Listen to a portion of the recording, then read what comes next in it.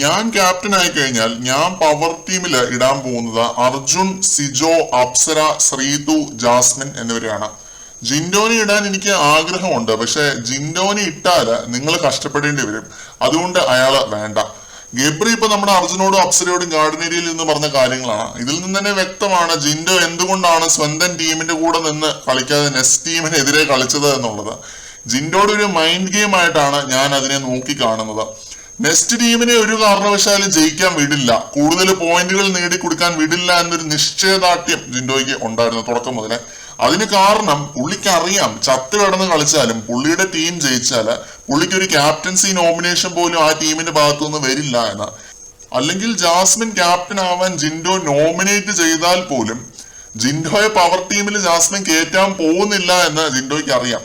ആ സമയത്ത് ജിൻഡോനെ ജാസ്മിൻ ഉറപ്പായിട്ടും മറക്കും. അതാണ് ആശാത്തിയുടെ ഇതുവരെയുള്ള ഒരു കളികൾ മൊത്തം. ഇപ്പൊ ശ്രീതു ആണെങ്കിലും പുള്ളിക്കാരി മറക്കും. അതുകൊണ്ടാണ് ജിൻഡോ വലിയ ആത്മാർത്ഥമായിട്ട് കളിക്കാതിരുന്നത് ഈ ഒരു ടാസ്കില്. അതിപ്പോ ഗബ്രിയുടെയും അർജുന്റെയും ചർച്ച കണ്ടപ്പോ തന്നെ എനിക്ക് മനസ്സിലായി ഫേവറിസം, പാർഷ്യാലിറ്റി ഇതൊക്കെയാണ് ഗബ്രിയുടെയും ഒക്കെ പ്രധാന ഗെയിം സ്ട്രാറ്റജി. പുറത്തുനിന്ന് പ്ലാൻ ചെയ്ത് വന്നതാണോ എന്ന് തോന്നിപ്പിക്കുന്ന രീതിയിലുള്ള അവിഞ്ഞ ഫേവറിസം അതാണ് ഗബ്രിയുടെ നാട്ടിൽ നിന്ന് വീണത്. അത് അപ്സരയൊക്കെ ഇങ്ങനെ കേട്ടിരിക്കുന്നുണ്ട്. ഇങ്ങനെയുള്ള ഫേവറിസം കേൾക്കാനാണ് അപ്സരയ്ക്ക് ഇഷ്ടം. അപ്സരയ്ക്ക് നിന്ന് പോകണമല്ലോ അവിടെ. പിന്നെ അർജുൻ ആയി കഴിഞ്ഞാൽ ഒരു സേഫ് മട്ടാണ്. അപ്പൊ നിന്ന് പോകാൻ വേണ്ടി ഇങ്ങനെ മുല്ലപ്പൂ ഘടകത്തിലൊക്കെ ചേർന്ന് അവരെ സൂചിപ്പിച്ച് ഇങ്ങനെ നിന്ന് പോകാമെന്നാണ് രണ്ടുപേരുടെയും ഒരു തോട്ട് പ്രോസസ്സ്. എന്തായാലും കൊള്ളാം. കൂടുതൽ ലൈവ് അപ്ഡേറ്റുകളുമായിട്ട് വീണ്ടും കാണാം.